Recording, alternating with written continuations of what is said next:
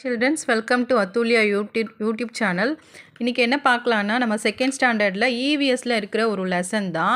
அதில் இருக்கிற important points மட்டும் தான் நம்ம பார்க்க போகிறோம். ஓகேங்களா? ஆக்சுவலி இது வந்து நம்ம ஒரு கான்வர்சேஷன் எலிஃபண்ட்டுக்கும் பேர்ட்க்கும் உள்ள கான்வர்சேஷனில் நம்ம இம்பார்ட்டண்ட் பாயிண்ட்ஸ் என்னென்னு பார்க்கலாம்.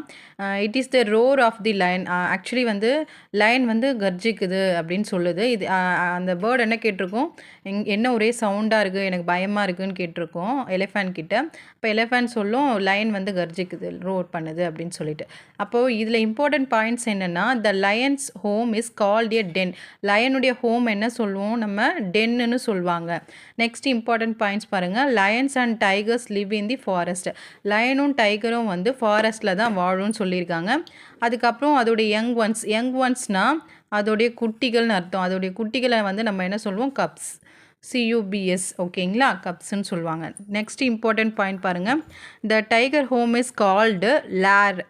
ஓகேங்களா, LAIR கொடுத்துருக்காங்களா. நெக்ஸ்ட் பாயிண்ட்ஸ் இது. அதுக்கு வந்து ஸ்ட்ரைப்ஸ் இருக்கும், பிளாக் கலர் ஸ்ட்ரைப்ஸ் இருக்கும் அப்படின்னு சொல்லியிருக்காங்க. ஓகேங்களா, இதோட முடிஞ்சிடுச்சு.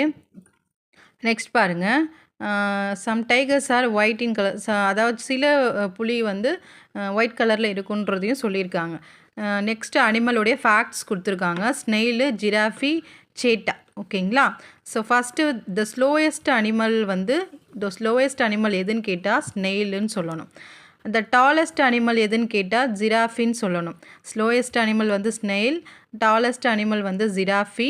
ஃபாஸ்டஸ்ட் அனிமல் எதுன்னு கேட்டால் வேகமாக ஓடக்கூடிய அனிமல் வந்து சீட்டா.